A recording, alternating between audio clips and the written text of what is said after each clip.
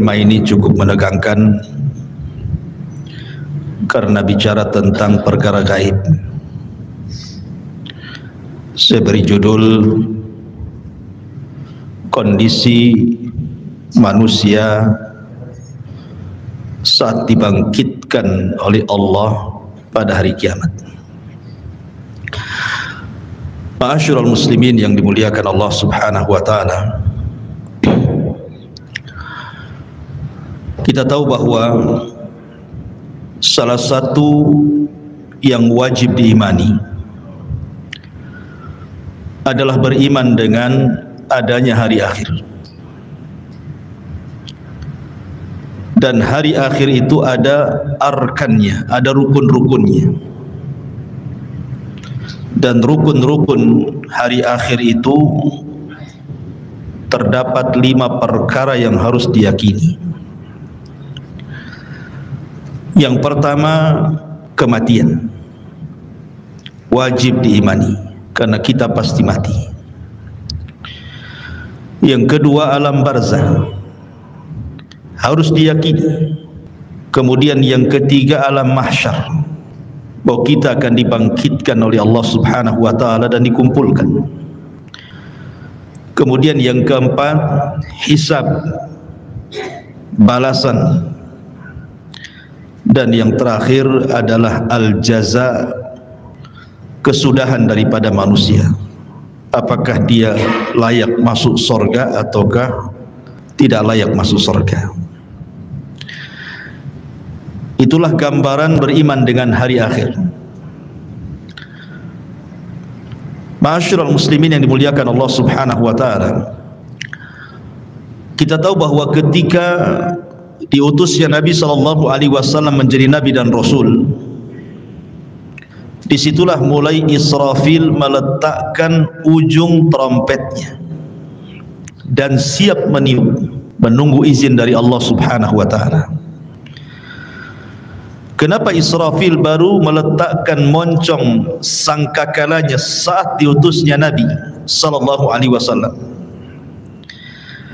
Karena Nabi kita adalah akhirul anbiya, akhir dari seluruh para Nabi. Dan kita adalah akhir al-umam, akhir dari seluruh umat. Artinya tidak ada Nabi setelah Nabi Muhammad SAW, dan tidak ada umat setelah umat Rasul SAW. Setelahnya kiamat. Makanya Nabi SAW ketika suatu hari tidak nyenyak tidur, tidak enak makan, merenung, sahabat heran dan bertanya. Maka Nabi SAW menjawab, bagaimana mungkin aku bisa nikmat hidup, nikmat tidur, nikmat makan, nikmat minum, dan begitu seterusnya. Faqad iltaqama sahibul qarni qarnan. Sementara malaikat Israfil, pemilik sangkakala itu, siap meniupkan trompetnya. Kapan diizinkan Allah, maka dia akan tiupkan itu. Tetapi keadilan Allah Subhanahu wa taala, setiap perkara itu ada muqaddimahnya. Allah Subhanahu wa taala tidak langsung mengkiamatkan alam semesta ini, tapi ada muqaddimahnya yang disebut dengan alamat kiamat kubra. Ada alamat-alamat kiamat besar. Tentu sebelumnya ada alamat-alamat kiamat kecil. Tapi mendekati kiamat ini yang muncul tanda-tanda alamat besar, dan itu jumlahnya 10 tanda. Kalau terjadi 10 tanda ini, maka habislah alam semesta. Secara ringkas, yang pertama munculnya Dajjal. Kemudian yang kedua, turunnya Isa ibn Maryam. Kemudian yang ketiga, munculnya Ya'juj wa Ma'juj. Ini 3 alamat pertama. Kemudian 3 alamat pertengahan, munculnya dukhan. Maksudnya dukhan itu asap yang tebal, yang sangat hitam pekat yang ada di langit. Kemudian setelahnya munculnya matahari dari arah barat. Kemudian setelahnya munculnya binatang dari perut bumi yang disebut dengan dabatun minal ar. Binatang melata bisa bicara, yang menstempel mukmin dan kafir. Ini 3 alamat pertengahan. Maka alamat yang terakhir 3 gempa. Gempa dari arah barat, gempa dari arah timur, dan gempa di Jazirah Arab, dan ditutup dengan api yang menggiring manusia dari Aden Yaman, dikumpulkan di Syam. Disitulah kiamat dibangkitkan. Inilah 10 tanda kiamat besar. Orang-orang yang beriman tidak akan merasakan tentang adanya kiamat besar, karena orang-orang yang beriman itu sebelum Israfil meniupkan sangkakalanya sudah diwafatkan oleh Allah Subhanahu wa ta'ala dengan cara dikirim angin yang sangat-sangat dingin, kemudian menerpa setiap ketiak orang yang beriman walaupun punya iman sebiji dzarah, maka akan wafat dengan angin itu, sehingga tidak ada yang hidup kala itu kecuali orang yang paling jahat, yang paling buruk, yang paling kafir, yang paling syirik kepada Allah Subhanahu wa ta'ala. Nabi SAW bersabda, la taqumus sa'ah illa ala syiraril khalqi. Tidak akan tegak hari kiamat kecuali tegak kepada manusia yang paling buruk yang ada di permukaan bumi. Ma'asyiral muslimin yang dimuliakan Allah Subhanahu wa ta'ala, ketika Allah Subhanahu wa ta'ala izinkan Israfil untuk meniupkan sangkakalanya, maka apa yang terjadi? Al-qari'atu mal qari'ah. Wa ma adraka mal qari'ah? Yauma yakunun nasu kal farashil mabthus. Al-qari'ah itu adalah suara yang keluar dari trompet moncong sangkakala yang ditiup Israfil. Itulah al-qari'ah, diambil dari al-qar, suara yang bisa memecahkan gendang-gendang manusia, dan suara yang bisa mewafatkan semua manusia yang hidup kali itu. Maka sekali tiupan, dan itu menunjukkan kemurkaan Allah Subhanahu wa ta'ala, karena tidaklah mungkin Allah menghancur-hancurkan alam semesta kecuali karena kemurkaannya. Maka kiamat itu karena kemurkaan Allah Subhanahu wa ta'ala. Maka disitulah kita lihat dalam ayat-ayat Al-Quran di mana wa idzan nujumun tasharat, bintang dijatuh-jatuhkan, wa idzal biharu fujirat, kemudian lautan ditumpah-tumpahkan airnya, kemudian wa idza zulzilatil ardu zilzalaha, kemudian bumi digempa-gempakan.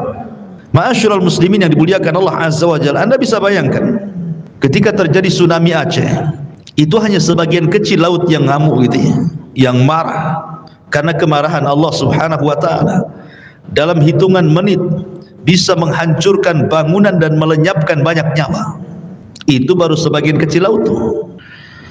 Ketika terjadi gempa di Jogja, dalam hitungan menit bangunan-bangunan roboh menimpa manusia, bangunan hancur, jiwa-jiwa melayang, dan begitu seterusnya. Begitu juga peristiwa gempa di Lombok, dan saya saksikan sendiri karena saya ke sana. Satu kabupaten rata dengan tanah. Ma'asyiral muslimin yang dimuliakan Allah Azza wa Jalla, ini bagian kecil dari bumi. Bagaimana karena Allah Subhanahu wa ta'ala mengatakan idza zulzilatil ardu zilzalaha. Allah Subhanahu wa ta'ala mengidhafahkan zilzal kepada ha, zilzalaha. Allah tidak katakan zilzalan. Kalau zilzalan artinya sekali gempa, boleh jadi di sini gempa, di situ tidak gempa. Tapi ketika zilzal kemudian diidhafahkan kepada ha yang kembali kata ganti ini kepada bumi, artinya satu bumi gempa. Kalau sudah satu bumi gempa, mau lari kemana? Kalau gempa di Batam bisa lari ke Tanjung Pinang, gempa di Tanjung Pinang bisa lari ke Medan, kan gitu. Tapi kalau di Medan gempa, Tanjung Pinang gempa, Batam gempa, semua daerah gempa, lah mau lari kemana? Maka saat itu tidak ada yang bisa lari. Karena di mana-mana gempa. Ya. Ma'asyiral muslimin yang muliakan Allah Subhanahu wa taala. Sampai pada waktunya Allah Subhanahu wa taala mewafatkan semua manusia, semua jin, bahkan semua malaikat. Bahkan malaikat maut Allah wafatkan juga. Ketika malaikat maut ditanya, man baki, siapa yang tersisa dari malaikat yang hidup? Kata malaikat maut, tidak ada kecuali abdukal fakir, hambamu yang fakir ini. Maka Allah mengatakan, mut, mati kamu. Sampai malaikat pencabut nyawa pun mati. Ketika itulah Allah Subhanahu wa taala menggulung langit dan mengepal bumi. Dan Allah Subhanahu wa taala berfirman, limanil mulkul yaum, limanil mulkul yaum. Kalian tahu sekarang siapa yang berkuasa? Kalian tahu sekarang siapa yang berkuasa? Tidak ada yang jawab, karena tidak ada yang hidup masalahnya. Tidak manusia, tidak jin, tidak malaikat. Makanya Allah Subhanahu wa taala menjawab sendiri, lillahil wahidil qahar. Kekuasaan itu hanya milik zat yang satu, dialah zat yang maha perkasa lagi kuat, Allah Subhanahu wa taala. Ma'asyiral muslimin yang dimuliakan Allah Subhanahu wa taala, Abi Hurairah radhiyallahu an pernah ditanya tentang jarak tiupan sangkakala pertama dengan sangkakala kedua itu berapa waktunya. Maka Abu Hurairah radhiyallahu an mengatakan arba'un, 40. Sahabat bertanya, apakah 40 tahun wahai Abu Hurairah? Fa'abaitu, aku enggan menjawabnya. Apakah 40 bulan? Fa'abaitu, aku enggan menjawabnya. Apakah 40 minggu? Fa'abaitu, aku pun enggan menjawabnya. Apakah 40 hari? Fa'abaitu, aku pun enggan menjawabnya. Pokoknya di angka 40. Bisa 40 hari, bisa 40 minggu, bisa 40 bulan, bisa 40 tahun, wallahu a'lam. Tetapi disitulah Allah Subhanahu wa taala menghancurkan alam semesta sehancur-hancurnya. Ketika Allah Subhanahu wa taala menghancurkan sampai bumi yang kita pijak ini Allah hancurkan, Allah berfirman, yauma tubaddalul ardu ghairal ardi. Ketika Allah Subhanahu wa taala ganti bumi yang kita pijak dengan bumi yang lain.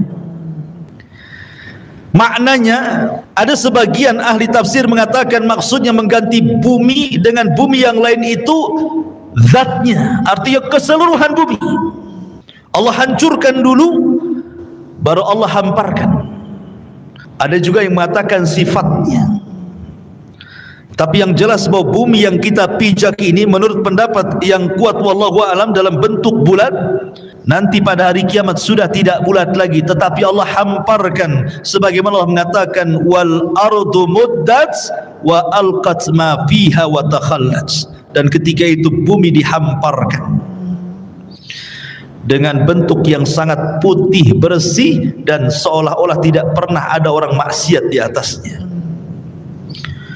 Ma'asyiral muslimin yang dimuliakan Allah Subhanahu wa taala, disinilah manusia akan dibangkitkan dengan tiupan sangkakala Israfil yang kedua. Ikhwan,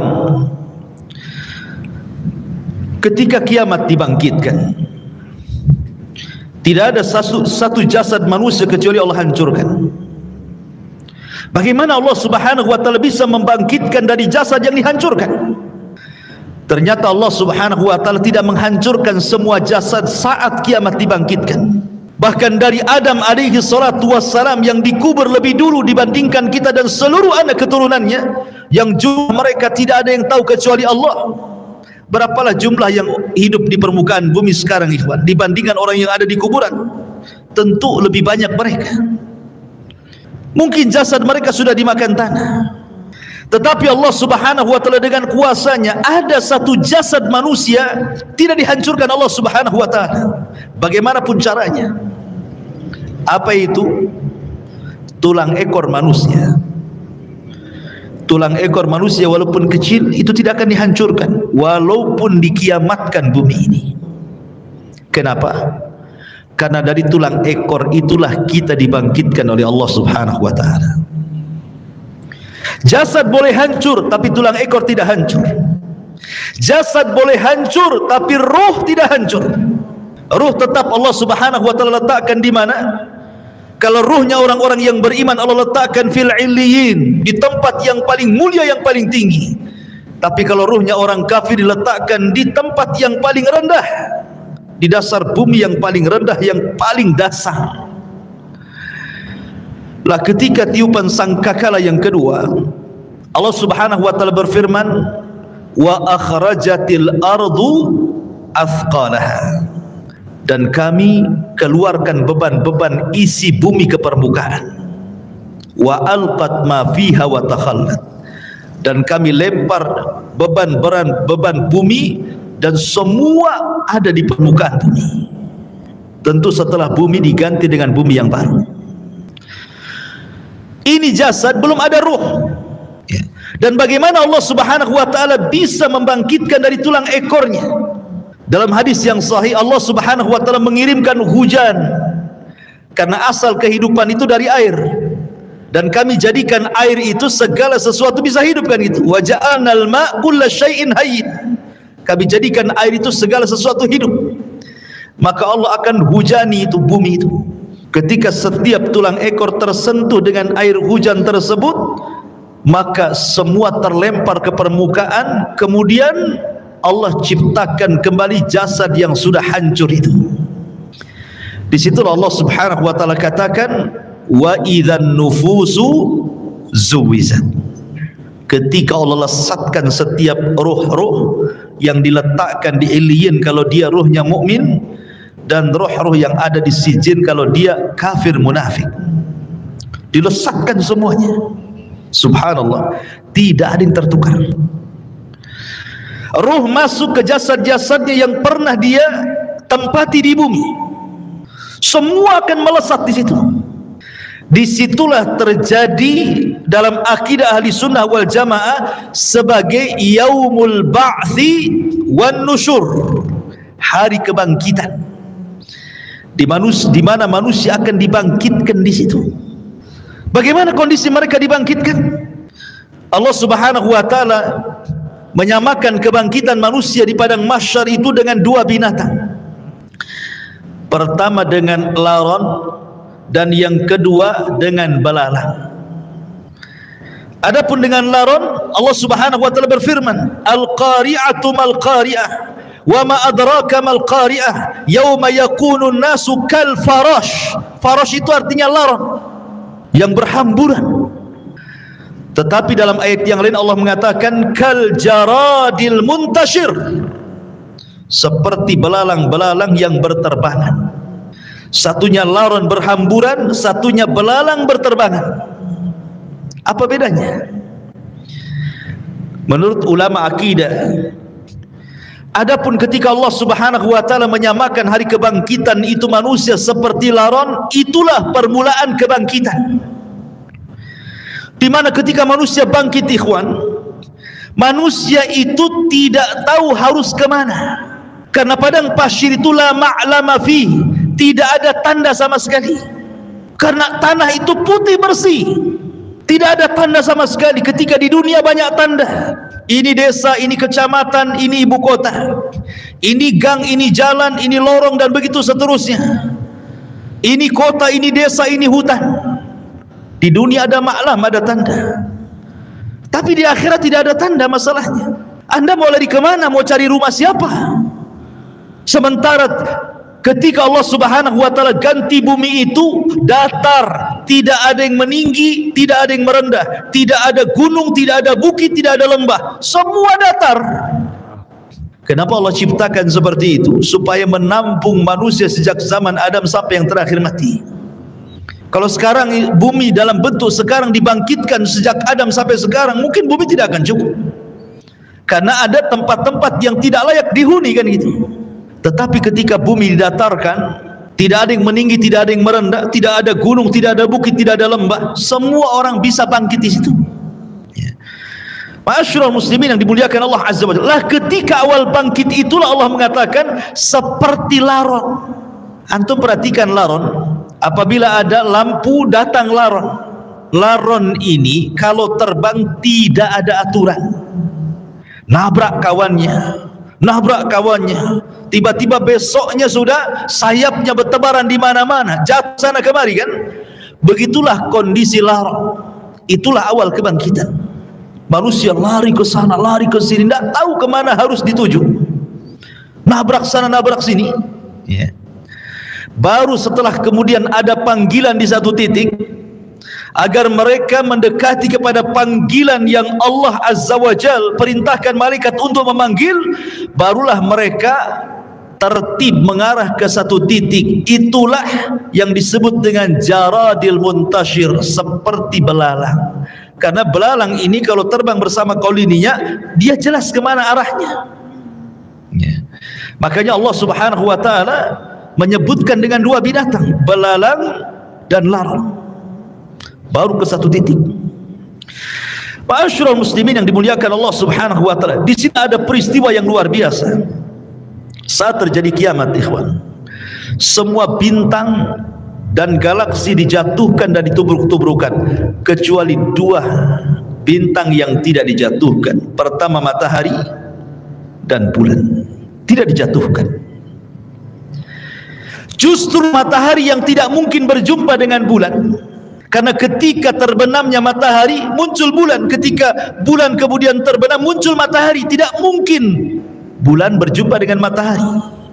Tapi nanti pada hari kiamat Allah katakan wa jumi'a syamsu wal qamar. Allah gabungkan matahari dan bulan jadi satu. Inilah makhluk yang Allah Subhanahu wa ta'ala kemudian diletakkan di atas kita 1 mil pada hari kiamat. Sampai rawi hadis ragu-ragu tentang bahasa mil dalam hadis itu. Apakah mil itu maknanya jarak? Ya, ada meter, ada kilo, ada mil. Ataukah mil itu alat untuk bercelak yang hanya 1 jengkal di atas kepala? Wallahu alam, kata perawi hadis ini. Anggaplah 1 mil itu di atas kepala itu maksudnya mil jarak. Itu saja ikhwatu fiddin sudah luar biasa panasnya, apalagi kalau di atas kepala. Padahal di dunia ini Allah Subhanahu wa ta'ala sudah berikan keadilan, kan, di mana matahari diletakkan pada porosnya, disesuaikan dengan daya kehidupan manusia, sehingga manusia tidak terlalu kedinginan, tidak terlalu kepanasan. Allah letakkan persis di porosnya. Kalau seandainya matahari yang di porosnya ini mendekat sedikit ke bumi, terbakar bumi. Kalau seandainya matahari di porosnya menjauh dari bumi, bekulah bumi. Makanya Allah letakkan itu supaya tidak beku dan tidak terbakar, pas di tempatnya. Tetapi Allah Subhanahu wa ta'ala pada hari kiamat Allah kumpulkan matahari dan bulan. Walaupun kesudahannya matahari dan bulan ini kemana? Dimasukkan ke dalam jahannam. Sampai sahabat bertanya, Rasul, apa dosa matahari? Kenapa dimasukkan ke dalam jahannam? Maka Rasul mengatakan, dimasukkan matahari dan bulan bukan berarti dua makhluk ini berdosa, tidak, tetapi ingin membuktikan bahwa keduanya bukan Tuhan.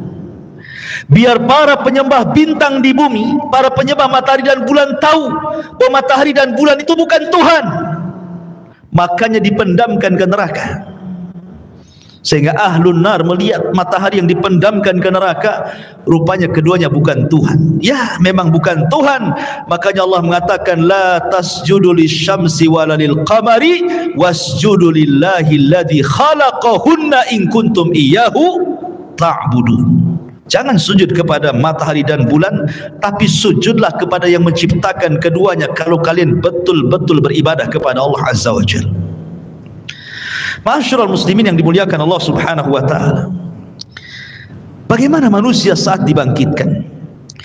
Nabi SAW bersabda, yuhsyarun nas yaumal qiyamah khufatan uratan ghurlan buhman.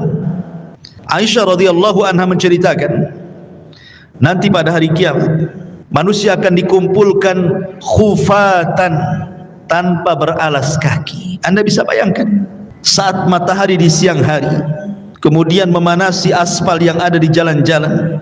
Coba Anda jalan tanpa alas kaki, rasakan panasnya. Atau di gurun pasir gitu ya. Bagaimana orang bisa berjalan di dunia saja tanpa alas kaki, bagaimana pula di akhirat matahari didekatkan. Begitu panasnya kaki ini ketika mijak bumi itu, kan. Kemudian kata Rasul sallallahu alaihi wasallam, khufatan uratan, tanpa ada baju lengket di badan, tidak pakai baju, tidak pakai celana, tidak ada yang menyelimuti badannya, satu helai kain pun tidak ada di badannya. Bayangkan matahari dekat tuh. Kita saja ya kan itu ya, apabila telanjang di tengah matahari terik siang-siang itu panasnya luar biasa. Ini telanjang bulat. Ya. Kemudian kata Nabi SAW, khufatan, uratan, ghurlan, kembali tidak dikhitan. Waktu kita dikhitan, kita dibuang kulit, kemaluan, kemudian entah berantah kulit itu. Tapi Allah akan kembalikan lagi ke setiap jasad manusia. Untuk apa? Lidiqqatil hisab, kata para ulama, supaya hisabnya betul-betul komplit, sampai kepada masalah kulit kemaluan pun harus nempel, supaya betul-betul dihisab. Ya. Kemudian yang terakhir kata Rasul, ghurlan, tanpa bawa harta di badan. Artinya tidak bawa harta di badan itu ya tidak bawa apa-apa. Ya. Kalau di bumi ini antum pamannya safar bawa dompet gitu kan masih tenang lah tuh. Ya. Tetapi jangan lagi dompet, jangan lagi kartu ATM, pakaian pun tidak, celana pun tidak, celana dalam pun tidak. Gini. Lalu apa yang dibanggakan pada hari kiamat, ikhwan? Itu menunjukkan bahwa Allahu aghniya wa nahnul fuqara. Allah itulah zat yang kaya, kita ini fakir. Ya. Karena nggak ada bawa apa-apa. Apa yang mau dibanggakan pada hari kiamat? Dibangkitkan tuh semua akan sama.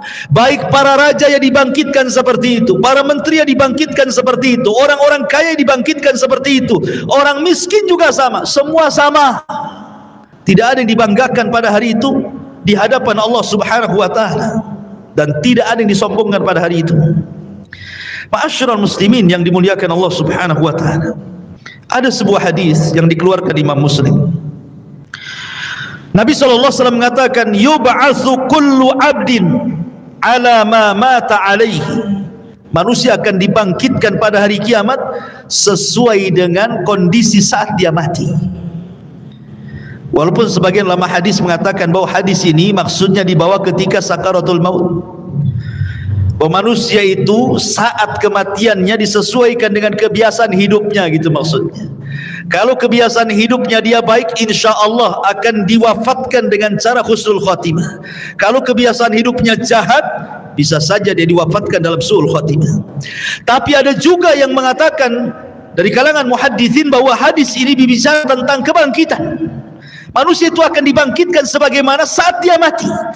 Makanya Nabi SAW, kenapa ketika orang-orang yang haji itu, yang masih menggunakan kain ihram, kemudian qadarullah meninggal, kata Nabi SAW, suruh dikafani dengan ihramnya kan?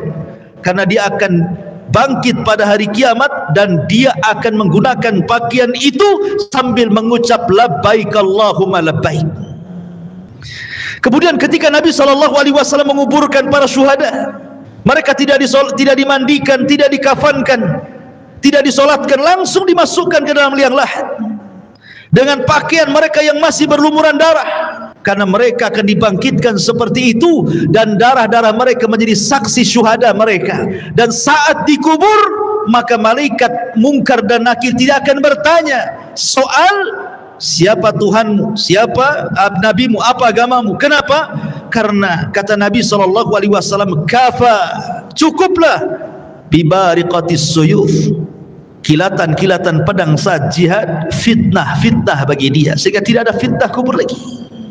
Ma'asyiral muslimin yang dimuliakan Allah Azza wa Jalla, bahkan pada hari kiamat,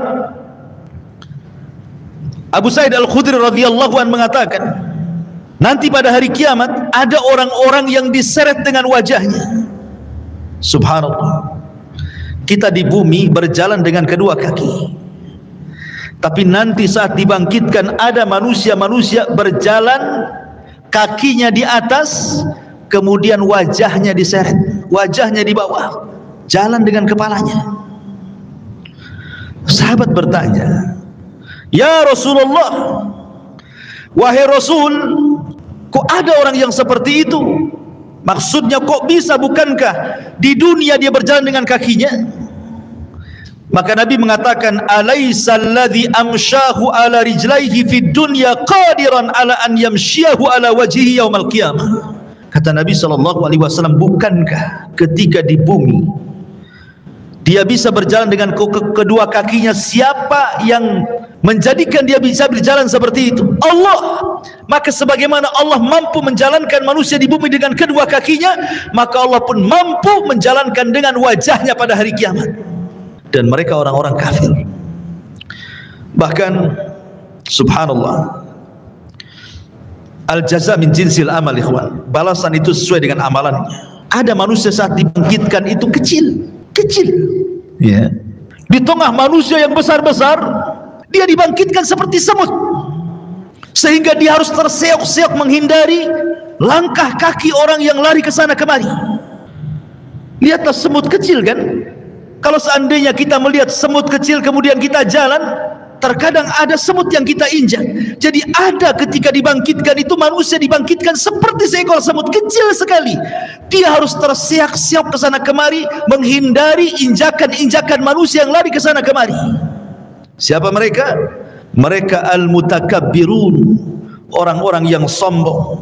Sebagaimana Nabi SAW bersabda tentang mereka, bahwa orang-orang yang sombong akan diciptakan seperti biji zarah pada hari kiamat. Mereka terseok-seok karena menghindari injakan kaki manusia yang besar itu. Kenapa Allah buat dia kecil? Karena ketika di dunia dia merasa besar, ya kan, orang sombong itu kan merasa besar, ya. Maka Allah buat kecil pada hari kiamat. Ada juga ma'asyiral muslimin yang dimuliakan Allah Azza wa Jalla, ketika dia bangkit, dia kemudian terseok-seok kayak orang mabuk, tidak tahu harus kemana. Dan mereka adalah para pemakan riba. La yakumuna illa kama yakumul ladzi yatakhabbathu syaitanu minal mas. Pemakan riba itu nanti bangkit pada hari kiamat seperti orang yang kesurupan, yang dimasuki setan ke dalamnya, oyong ke sana kemari. Ada juga, kata Nabi SAW, orang yang dibangkitkan itu buta, padahal di dunia dia melihat, sehingga dia kemudian mengatakan, Rabbi lima hasyartani a'ma wa qad kuntu basira. Rabb, kenapa kau bangkitkan aku dalam kondisi buta? Dulu di dunia aku melihat. Maka Allah Subhanahu wa taala mengatakan, ya, karena engkau ketika di dunia melupakan ayat-ayatku, sekarang kulupakan kau buat buta, kata Allah Subhanahu wa taala.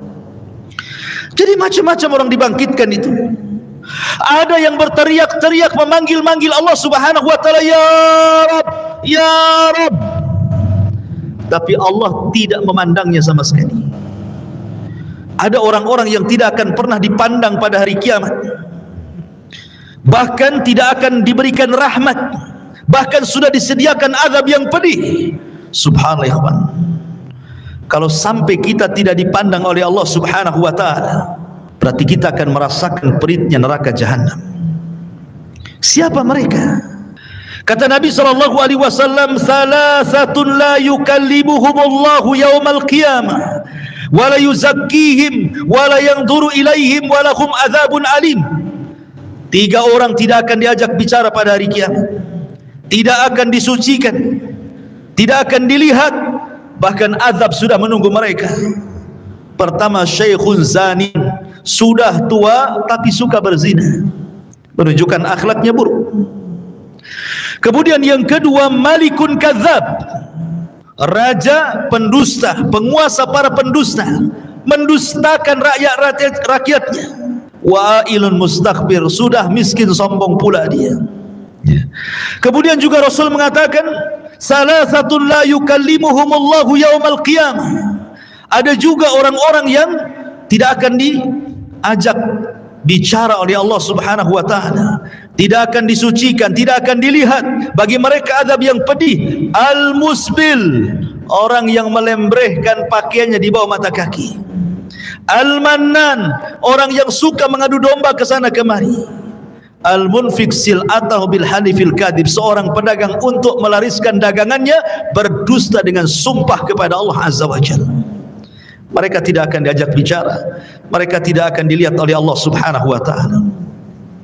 Termasuk juga rajulun ata rajulan au imra'atun fi duburi, atau seseorang laki-laki yang melakukan homoseksual tidak akan diajak bicara, tidak akan disucikan, tidak akan dilihat oleh Allah. Atau seorang laki-laki yang berhubungan lewat dubur istrinya, tidak akan diajak bicara, tidak akan disucikan, bahkan tidak akan dilihat oleh Allah Subhanahu wa taala. Termasuk juga imra'atun la tashkuru li zawjiha, istri yang tidak pernah bersyukur kepada suaminya.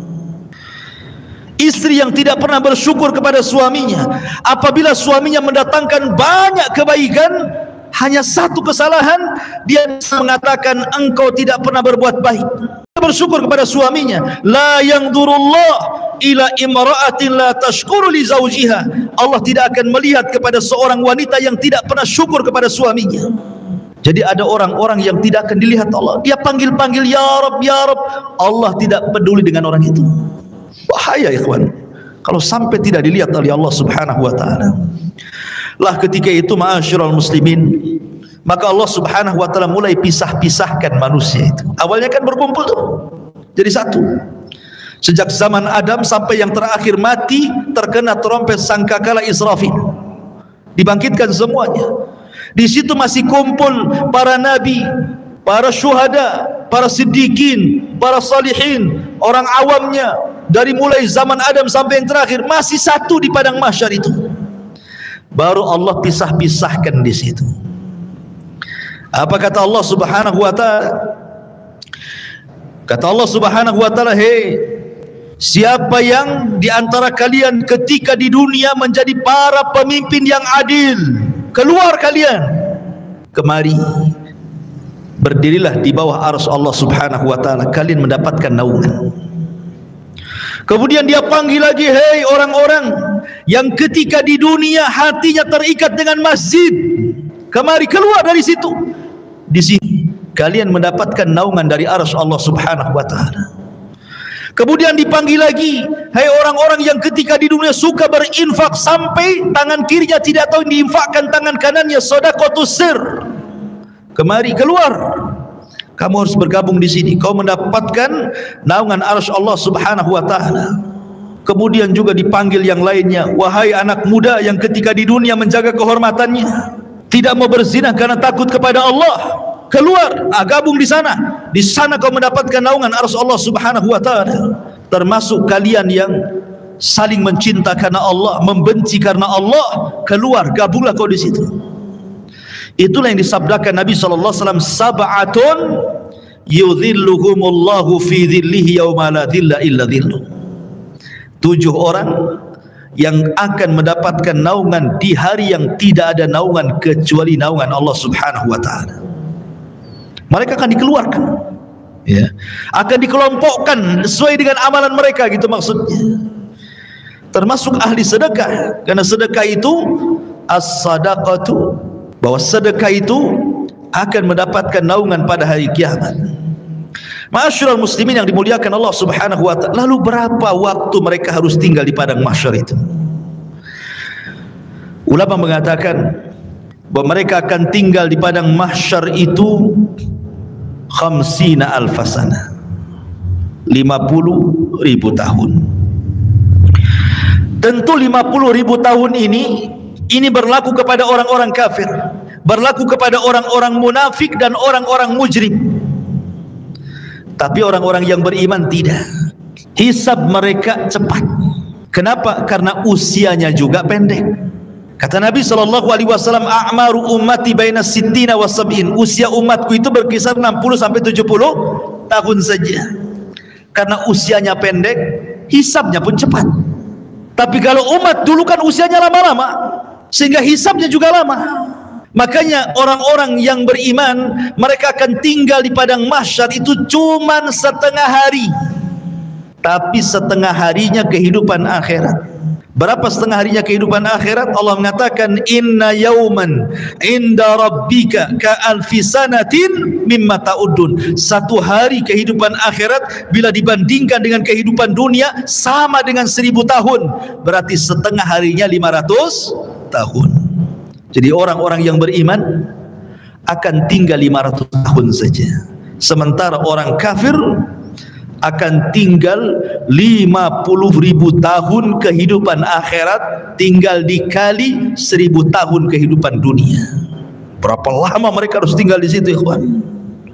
Begitulah Allah Subhanahu wa taala hendak mengadili mereka seadil-adilnya. Ma'asyiral muslimin yang dimuliakan Allah Azza wa Jalla. Jadi manusia itu dibangkitkan dengan berbagai macam gaya. Makanya Allah mengatakan ashtatan liyurau a'malakum. Ashtah, ya. Ashtah itu artinya bangkitnya macam-macam. Ya, tadi ada yang buta, ada yang oleng gitu ya. Ada yang kepalanya di atas, kepalanya di bawah, kakinya di atas gitu ya. Ada yang kemudian pincang jalannya, macam-macam orang itu dibangkitkan.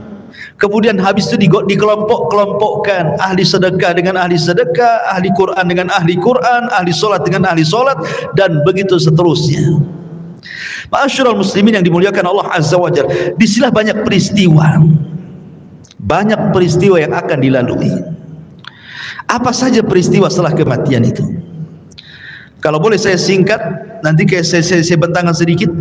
Yang pertama sudah saya jelaskan, kebangkitan. Yang kedua, hasyar, pengumpulan manusia di padang mahsyar. Kemudian yang ketiga, al-haud, telaga. Manusia akan minum dari telaga. Kemudian yang keempat, syafa'atul uzma.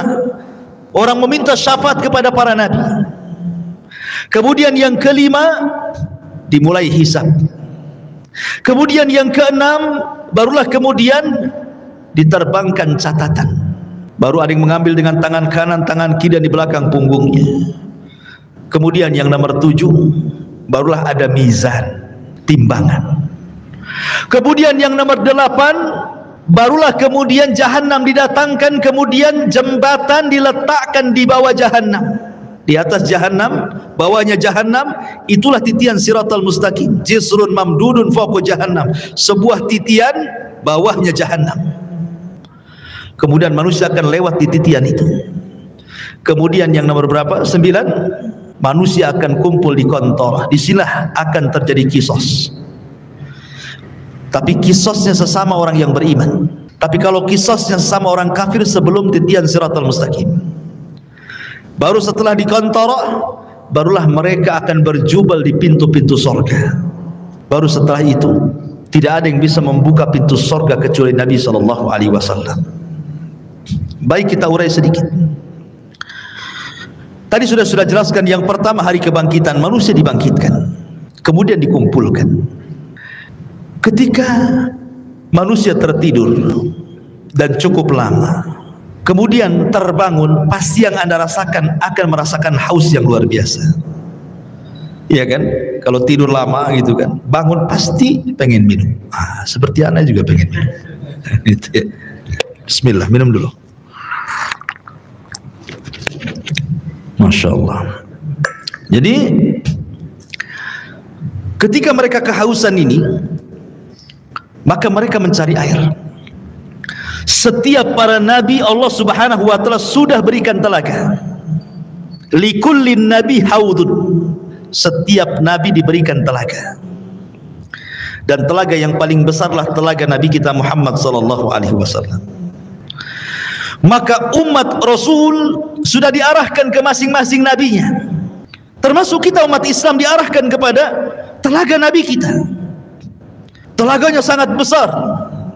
Airnya putih, lebih putih dibandingkan susu, kata Rasul. Lebih manis dibandingkan madu. Dan satu kali minuman tidak akan haus selamanya. Dan tidak akan rebutan karena gelasnya sejumlah bintang yang ada di langit, kata Nabi.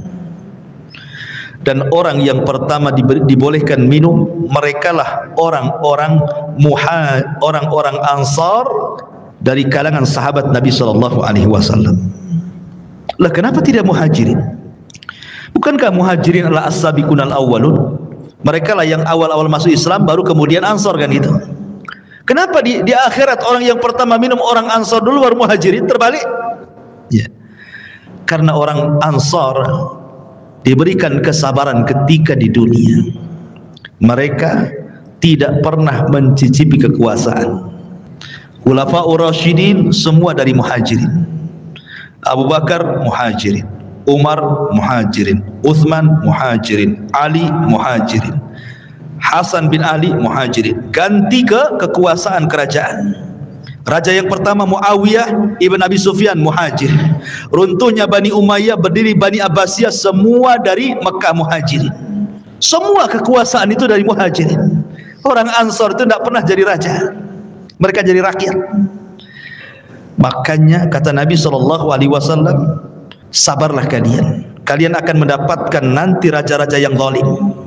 Boleh jadi mungkin yang menguasai kalian itu raja-raja zalim, tapi kesabaran kalian akan mendapatkan hasil sampai kalian menemui aku di mana? Di telagaku, kata Nabi. Makanya mereka orang yang pertama minum, orang-orang Ansor atau penduduk Yaman yang awal-awal masuk Islam, baik dari kalangan manusia atau kalangan jinnya. Ya. Baru setelah itu Muhajirin, baru setelah itu para ulama, baru setelah itu umumnya umat Rasul, sampai yang terakhir datang sekelompok umat Rasul hendak minum. Tiba-tiba dihalau para malaikat, tidak boleh. Nabi SAW kasihan dan mengatakan, ummati itu umatku, biarkan wahai malaikat, biar dia minum. Tapi kemudian Rasul diberitakan bahwa mereka tidak layak minum. Kenapa? Ya Muhammad, innaka la tadri ma ahdatsu ba'daka innahum ghayyaru wa baddalu. Wahai Muhammad, engkau tidak tahu apa yang terjadi sepeninggalmu. Mereka itu sudah merubah ajaran-ajaranmu. Mereka itu sudah menjauhi sunnah-sunnahmu. Mereka tidak layak minum dari telagamu. Makanya ulama mengatakan orang yang tidak akan minum dari telaga Rasul, pertama orang murtad, tidak akan minum. Yang kedua orang munafik, tidak akan minum. Yang ketiga orang yang mereka selalu menyelisih sunnah Rasul dari kalangan ahli bidah. Kemudian yang keempat, para al-murtakib al-kabair, orang-orang yang senantiasa terus melakukan dosa besar. Mereka tidak layak minum dari telaga Nabi SAW. Ya. Padahal ikhwan, meminum dari telaga Rasul itulah yang menentukan nasib kita saat di padang mahsyar. Karena ketika matahari didekatkan, kita merasa haus. Sementara Rasul mengatakan siapa yang meminum satu teguk saja dia tidak akan haus selamanya, kan? Artinya bisa meringankan beban saat matahari dekatkan sebenarnya. Ya. Baru setelah kemudian mereka minum, ada yang minum, ada yang tidak. Kemudian mereka berkumpul lagi di padang mahsyar, dibiarkan oleh Allah Subhanahu wa taala.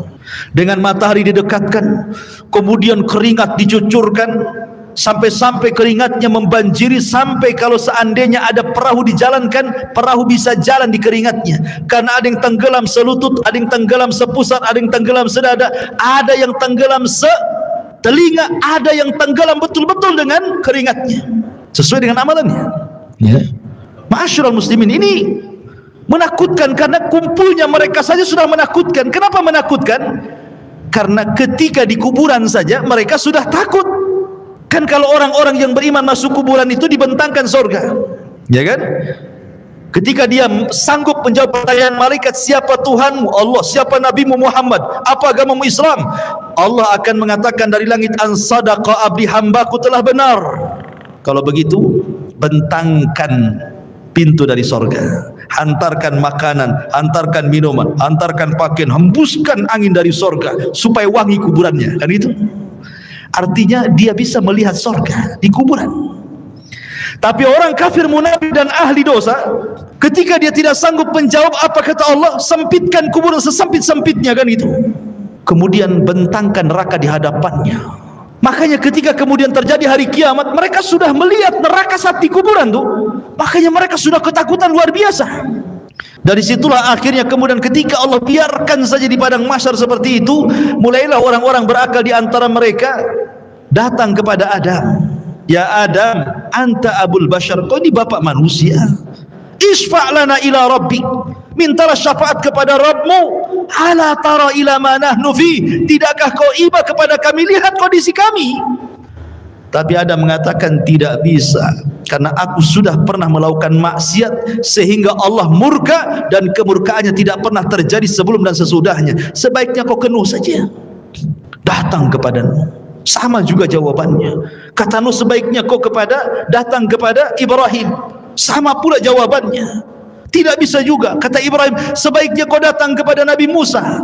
Musa pun sama. Bahkan kata Musa, sebaiknya datang kepada Isa. Jadi antara Adam, Nuh, Ibrahim, Musa, Isa, semua mengatakan nafsi, nafsi, urus diri kalian katanya. Kata Isa bin Maryam, sebaiknya kalian datang kepada Muhammad sallallahu alaihi wasallam. Maka mereka datang kepada Rasulullah. Baru Nabi SAW tidak menolak permintaannya dan mengatakan ana laha, kan ku coba kata Rasul. Maka Nabi SAW berangkat sendiri, kemudian mendekati arsy Allah, kemudian sujud di bawah arsy dengan sujud yang sangat lama. Kemudian Allah datang dan mengatakan irfa ra'saka ya Muhammad. Kata Allah Subhanahu wa taala, angkat kepalamu wahai Muhammad.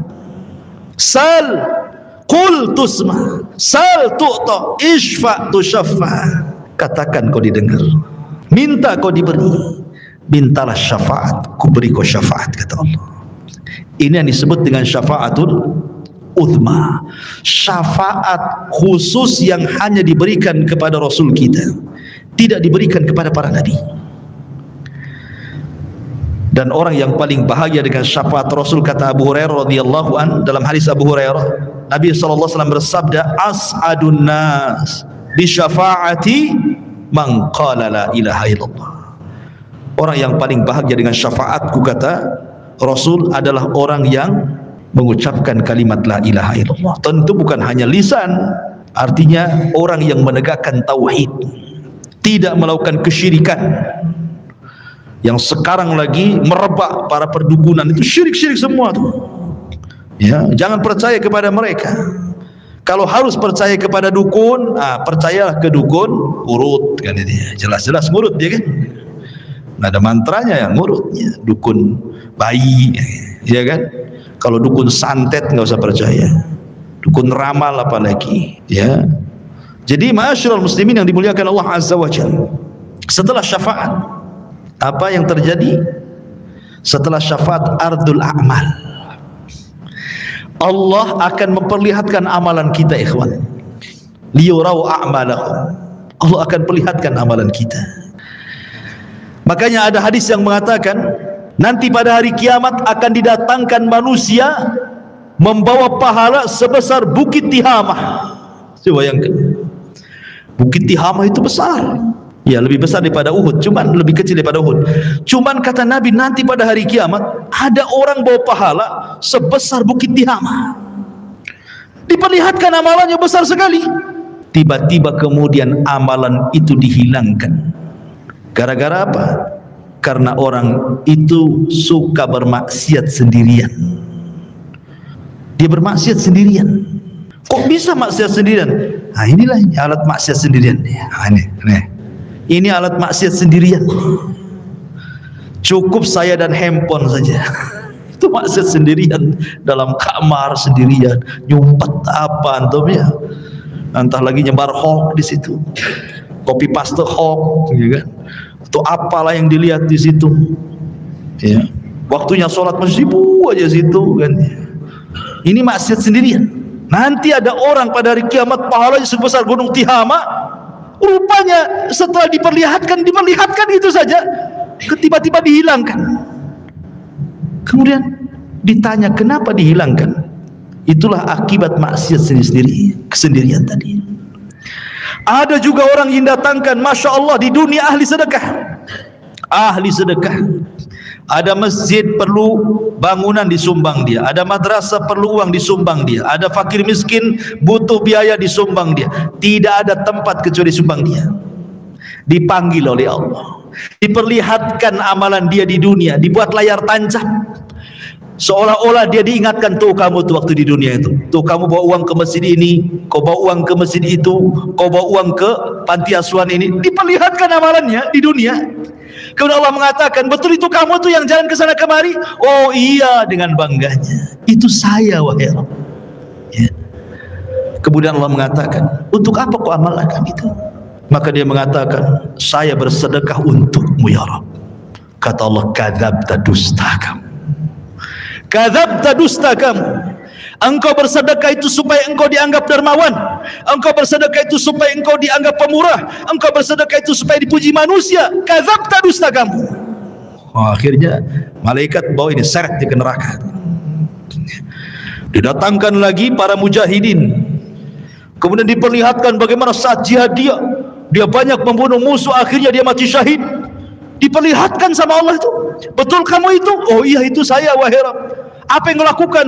Ustushhidu fik, aku mati syahid karenamu ya Rabb. Kata Allah, kadzabta, dusta. Itu bukan. Kau ini perang hanya supaya orang menganggap kau pahlawan saja, kau pemberani, supaya dikenang orang. Tidak. Kadzabta, dusta kamu. Seret, masukkan dia ke neraka. Didatangkan lagi orang pakar Quran, alim bil Quran. Sehari-harinya dia baca Quran, dia ajarkan Al-Quran, dia baca Quran, dia tegak kepada Allah dengan Al-Quran.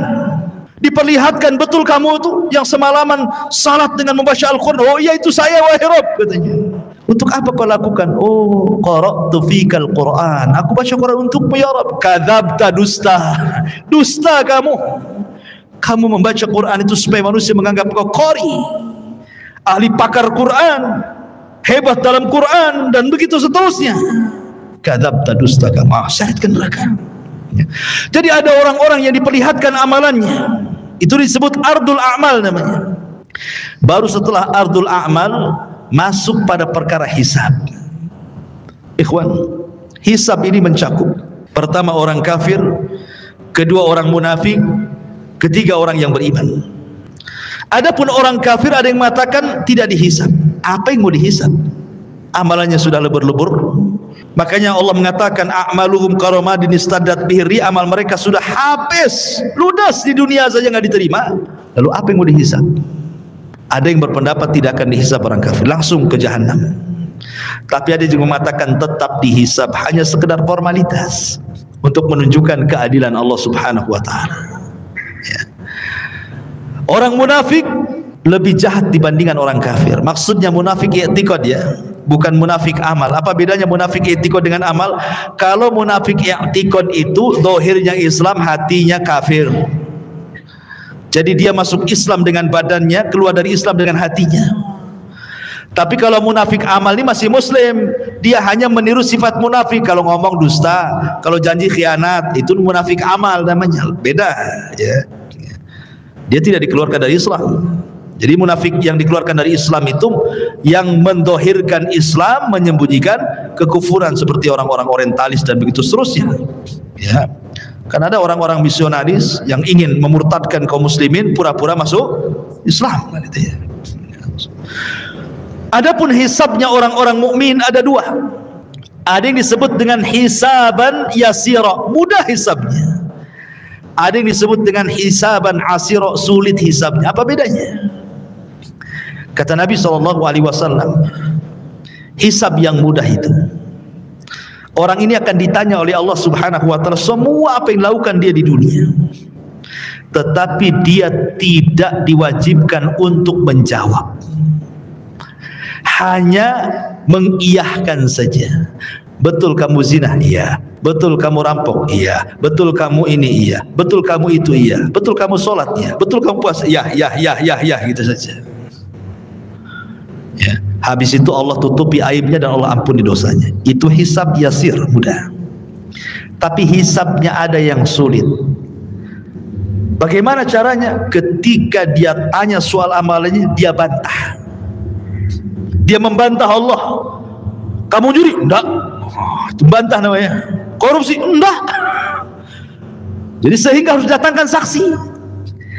Kata Nabi SAW, manukisha udzib. Siapa yang ketika dihisab ada bantah-bantahan, maka akan diazab orang ini.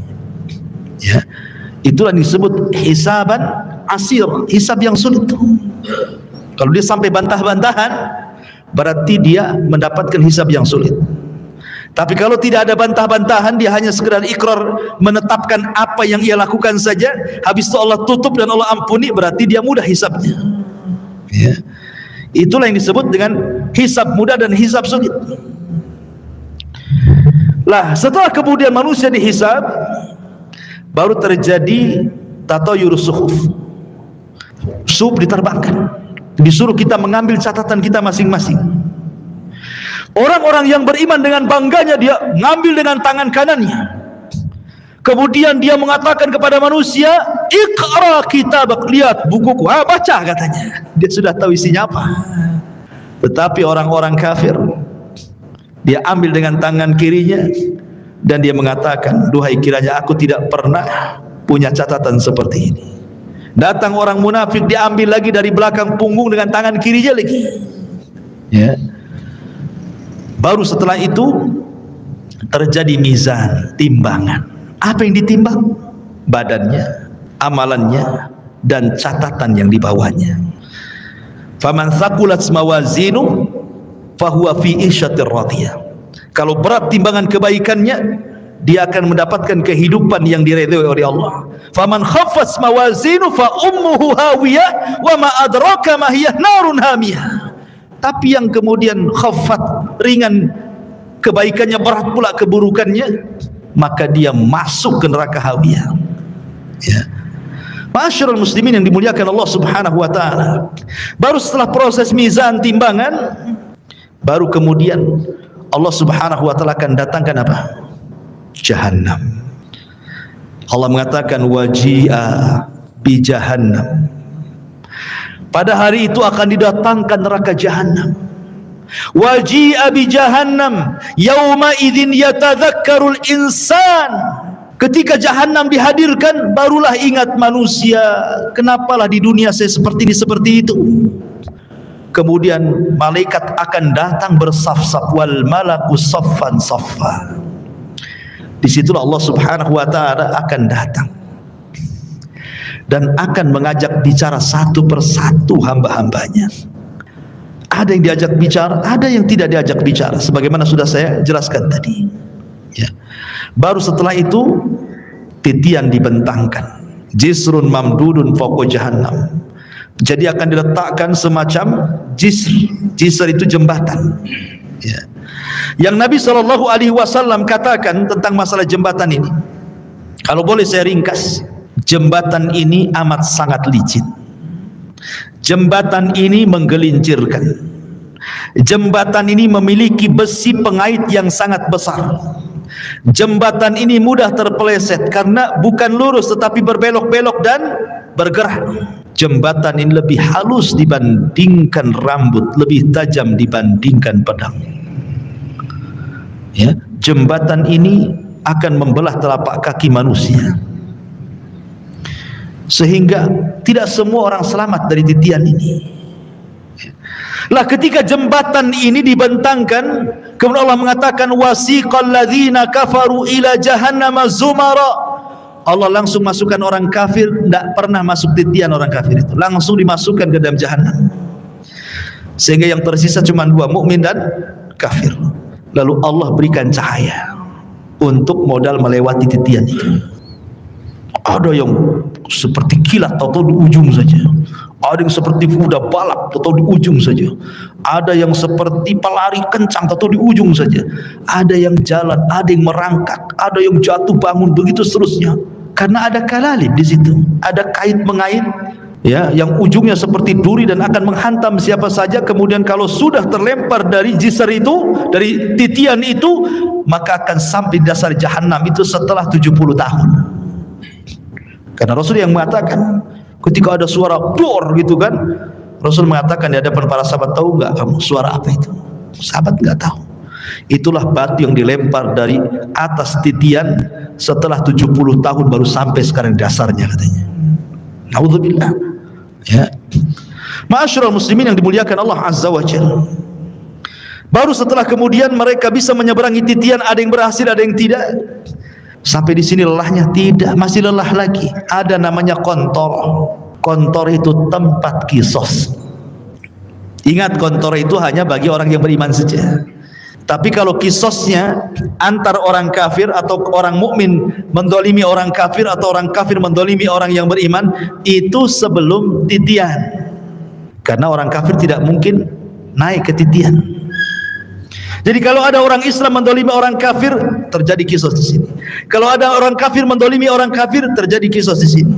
Termasuk juga binatang akan dikisos. Sampai Rasul mengatakan, binatang yang bertanduk dengan binatang yang tidak bertanduk, yang ketika di dunia ditanduk-tanduk sama binatang yang bertanduk, akan didatangkan tuh, dicabut tanduknya, kemudian diletakkan ke yang tidak bertanduk. Allah mengatakan, tanduklah dia sebanyak dia menanduk kamu di dunia. Disaksikan oleh manusia itu kisos kepada binatang itu, semua akan dikisos. Ya, yang buaya makan kambing gitu ya. Kemudian harimau makan kancil, semua akan terjadi kisos. Tapi selesai kisos, selesai hisab, apa kata Allah? Kuni turaba, jadilah kalian tanah. Maka binatang-binatang itu semua jadi tanah. Orang-orang kafir menyaksikannya, tiba-tiba mereka mengatakan, ya laitani kuntu turaba, duhai kiranya aku jadi tanah seperti binatang itu, kata. Mungkin tidak, mustahil. Ya. Lah ini kalau kisosnya di sebelum titian ini bagi orang-orang kafir, sementara kisosnya orang-orang yang beriman setelah titian. Inilah yang dikenal dalam hadis Nabi SAW sebagai hadis muflis namanya. Hadis orang bangkrut. Kata Nabi, atadruna mal muflis hadil ummah, tahu enggak kamu orang bangkrut di antara umatku ini? Sahabat ya polos saja, orang bangkrut ya orang gulung tikar, usahanya kolab, enggak punya dinar, enggak punya dirham. Oh, itulah orang bangkrut katanya. Kata Nabi, bukan. Orang bangkrut itulah orang yang datang dengan pahala salat, pahala puasa, pahala zakat, pahala-pahala lain-lainnya. Di satu waktu dia pernah mendolimi si fulan, mencaci maki, memukul si fulan, menumpahkan darah si fulan, mengambil harta si fulan, dan begitu seterusnya. Di sini terjadi antara barter pahala dan dosa. Jangan ke situ dulu kamu, sini. Dulu kau memukul saya. Mana pahalamu? Diambil pahalanya. Mau pergi lagi ke pintu surga, tunggu dulu. Dulu kamu mencaci maki saya. Sini pahalamu. Berangkat lagi, tunggu dulu. Dulu kau yang menginjak kaki saya. Tunggu dulu. Akhirnya banyak orang yang minta pahala dia, habis pula pahalanya. Ketika habis pahalanya, masih ada juga, ingat gak? Dulu kau yang ambil uang saya. Sini pahalanya. Saya tak ada pahala. Tak apa kau tak ada pahala, aku punya dosa, nih dosaku ambil. Begitu kan? Datang lagi. Dulu kau pernah menzalimi saya, mana pahalamu? Tidak punya. Nggak apa-apa, nih dosaku ambil. Bayangkan coba. Makanya Rasul mengatakan orang ini disebut orang bangkrut. Kalau ibarat pedagang itu modal habis, hutang pula numpuk. Orang ini habis pahalanya diberikan orang, dosa pula ditanggung dia, itu maksudnya ya. Makanya disebut bangkrut orang ini. Kalau masih tersisa pahalanya, ada kesempatan masuk surga. Kalau tidak, dicemplungi lagi ke neraka. Di sini terjadi kisos, ikhwan, antar orang yang beriman. Bahkan yang mengeri adalah kisosnya pembunuhan. Karena awal yang pertama dihisab oleh Allah itu, kalau hak manusia adalah masalah darah. Dan itu ketika proses hisab itu, yang pertama kali hak manusia adalah darah. Tapi kalau hak Allah, salat. Yang pertama dihisab kalau hak Allah adalah salat. Tapi kalau hak hamba, masalah darah. Kata Abdullah ibn Abbas radhiyallahu anhu, orang-orang yang dibunuh itu akan membawa kepala, tangan kirinya diambil kepalanya. Jadi dia berjalan tanpa kepala. Walaupun ketika di dunia dibunuhnya bukan dipenggal kepalanya, mungkin diracun, mungkin diceki, mungkin diapa gitu ya, mati. Tapi nanti pada hari kiamat orang-orang yang dibunuh tanpa kepala berjalan menghadap Allah, dan tangan kirinya membawa kepalanya sambil bercucuran darah di lehernya. Kemudian tangan kanannya membawa pembunuhnya dihadapkan kepada Allah. Kemudian dia mengatakan, ya Rabb, sal hadza lima qatalani. Ya Rabb, tanya orang ini, kenapa dia sampai membunuh? Tanya, karena pembunuhan itu kan sebagaimana sabda Rasul nanti di akhir zaman, Al-qatil la yadri fi ma qatal wal maqtulu la yadri fi ma qutil. Orang yang membunuh bingung kenapa dia bisa membunuh, orang yang dibunuh lebih bingung lagi kenapa saya bisa dibunuh. Karena dalam Islam itu aturan bunuh membunuh sudah ada, qisas, atau dia berzina dan sudah menikah, atau karena dia murtad, dijelaskan begitu ya. Tapi gara-gara rebutan parkir bunuh-bunuhan, gara-gara waris bunuh-bunuhan, gara-gara masalah sedikit utang piutang bunuh-bunuhan, ini akan terjadi kisos. Dan kisos ini akan diulang. Walaupun di dunia kisos ini berlaku, tetap akan diulang. Karena yang namanya kisos itu belum memuaskan sebuah keadilan, walaupun sesuai dengan syariat Islam. Apalagi tidak sesuai dengan syariat Islam. Yang sesuai dengan syariat Islam saja tidak memenuhi keadilan. Contoh, si A membunuh si B, yang satu preman, yang si B ini orang soleh. Si B ini dia penopang keluarganya, yang satu ini preman. Dibunuhlah orang baik ini, kemudian datang ke mahkamah Islam, diponis kisos, dibunuh premannya, akhirnya sama-sama mati kan. Tapi bagi keluarga belum ada keadilan.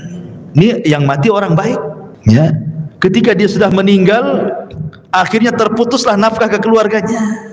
Ini yang preman dibunuh lagi, yang keluarganya aja nggak suka dia preman, biarkan aja dia mati kan. Jadi belum memenuhi keadilan kan hati kita ini.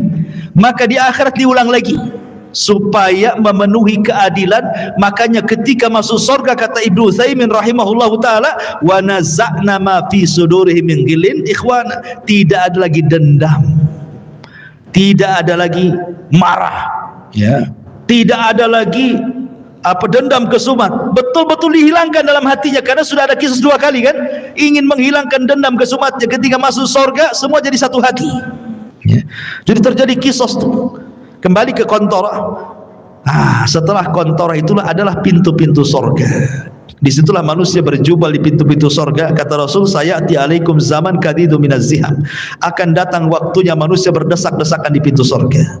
Tidak ada yang bisa membuka pintu surga. Sampai pun Adam tidak bisa membuka pintu surga, kecuali Nabi kita Muhammad SAW. Ana awal man aftatihu babal jannah. Saya orang yang pertama kali membuka pintu surga. Ketika Rasul buka pintu surga, tiba-tiba ada wanita mau mendahului masuk ke dalam surga ya. Ada perempuan lari mau mendahului Nabi masuk surga. Kata Rasul, tunggu dulu, siapa kamu? Maka wanita yang mengatakan, saya wanita yang merawat banyak anak yatim ya. Dari sini kata para, lihat bagaimana para pengkafil yatim berdua sama masuk ke dalam surga. Itulah yang dinamakan ana wa kafilul yatim fil jannati kahataini. Aku dan para perawat anak yatim itu seperti ini di surga, kata Nabi. Ya kan? Tetapi yang jelas bahwa di sini Rasul yang pertama kali masuk surga ya bukan wanita ini. Cuma dia mau bersama Nabi, mau mendahului Nabi, cuma di stop kan gitu ya. Bagaimanapun yang pertama membuka pintu surga Rasul, yang pertama masuk ke dalam surga pun Nabi sallallahu alaihi wasallam. Adapun kehidupan di surga tentu kehidupan yang luar biasa, karena bagaimanapun Rasul yang mengatakan a'dadtu li ibadis salihin ma la ainun ra'at wala udhunun sami'at wala khatara ala qalbi bashar, gitu ya. Aku siapkan di surga itu kenikmatan yang tidak pernah dilihat mata, didengar telinga, terlintas pun tidak. Subhanallah ya. Ma'asyiral muslimin yang dimuliakan Allah Subhanahu wa taala, surga itu bertingkat-tingkat. Ada sebuah hadis ketika menjelaskan tentang keutamaan qari'ul Quran, para penghafal Quran atau para penggemar membaca Quran.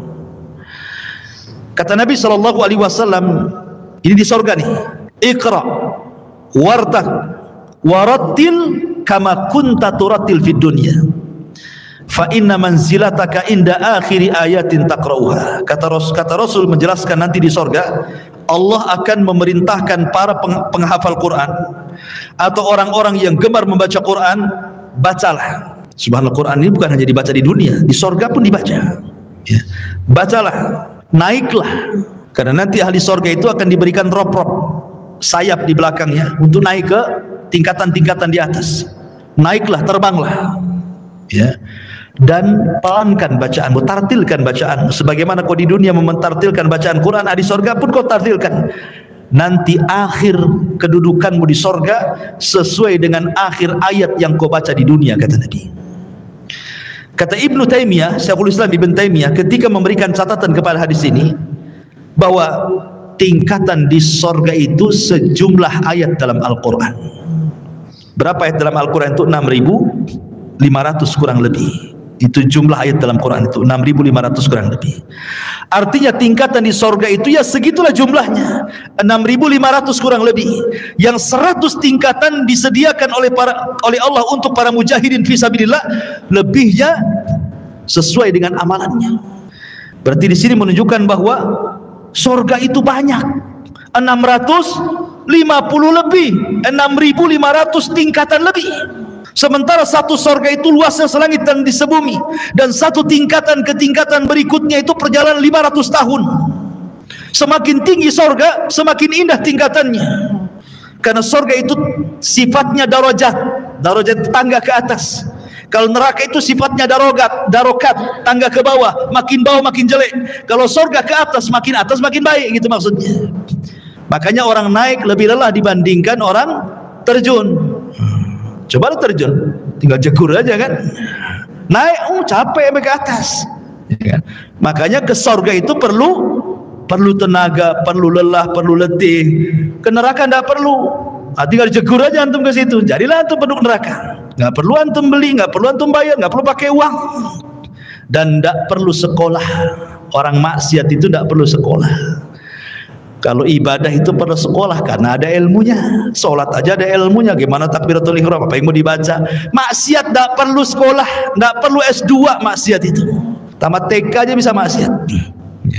Makanya tidak lelah orang masuk neraka itu, tapi enak. Itulah makanya ikhwatu fiddin, kenapa sorga itu dibaluti dengan makari, hal-hal yang tidak suka. Sementara neraka itu dibaluti oleh syahwat, hal-hal yang orang suka masuk ke situ. Ya. Lah surga yang bertingkat-tingkat ini Allah Subhanahu wa taala berikan kepada siapa? Orang-orang yang masuk ke dalam surga sesuai dengan tingkatannya. Bahkan di surga itu minimal satu orang itu mendapatkan 2 istana. Paling sedikit orang yang masuk surga itu dapat 2 istana. Dapat 2 istana. Kalau seandainya di dunia antum dapat 2 rumah di Sukajadi yang paling dalam, yang paling mewah itu, wah udah senang sekali. Tapi sayang rumah di Sukajadi nggak seberapa dibandingkan rumah di surga. Cuman karena nggak kelihatan, makanya malas untuk bangun rumah di surga. Maunya di dunia saja karena nampak gitu ya. Lah jadi paling sedikit orang masuk surga itu, setiap orang mukmin masuk surga minimalnya 2 istana Allah berikan. Kenapa? 1 istana solid milik dia, 1 istana itu milik orang kafir yang masuk neraka, diwariskan kepada orang yang beriman. Tilkumul jannah uristumuha, itulah surga yang diwariskan kepada kamu. Jadi minimalnya 2. Dan Allah mengatakan waliman khafa maqama rabbihi jannatan. Bagi yang takut kepada Rabbnya maka dia Allah berikan 2 surga.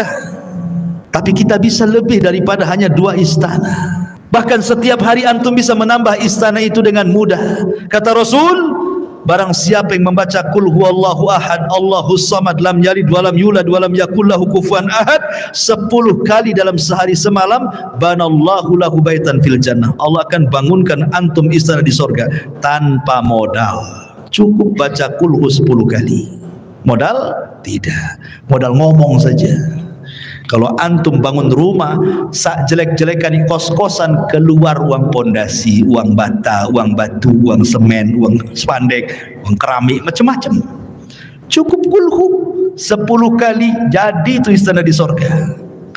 Tapi baca kulhu aja malas, ya kan? Karena nggak nampak masalahnya. Coba kalau seandainya saya kasih rumah antum, nggak usah di Sukajadi, tiban kampung 1, ya. Tapi kulhunya jangan 10, 5.000. Wow, langsung pada daftar tuh biasanya. Siap Ustaz, 5.000 kulhu, baca kulhu. Yang penting dapat rumah saya. Itu di dunia ya kan. 5.000 kulhu dia baca loh. Ini tidak perlu 5.000 kulhu, 10 saja dapat loh di surga. Tidak mau baca juga. La haula wala quwwata illa billah. Jadi itulah memang namanya keimanan kepada yang gaib, itu memang perlu keyakinan. Makanya kenapa dalam awal surah Al-Baqarah itu ciri orang yang bertakwa itu yang pertama kali beriman dengan gaib. Ya, yang gaib itu harus diimani. Sebab kalau tidak beriman yang gaib, ya tadi akhirnya nggak yakin dengan sorga. Bukti nggak yakin dengan sorga, Allah pilih amalan-amalan yang bisa membangunkan Islam di sorga, nggak juga orang tertarik.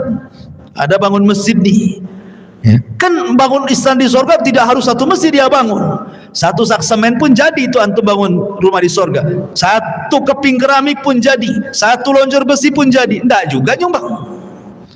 Oke, ini modal Ustaz, saya tidak ada duit. Ya tadi yang nggak modal ya kulhu itu 10 kali, tak ada modal itu aja masih susah baca kulhu. Atau yang nggak modal lagi, ya, sholat duha 12 rakaat kata Rasulullah, banallahu qasran fil jannah. Siapa yang sholat duha 12 rakaat, Allah bangunkan istana di sorga. Nggak juga antum sholat duha. Ya.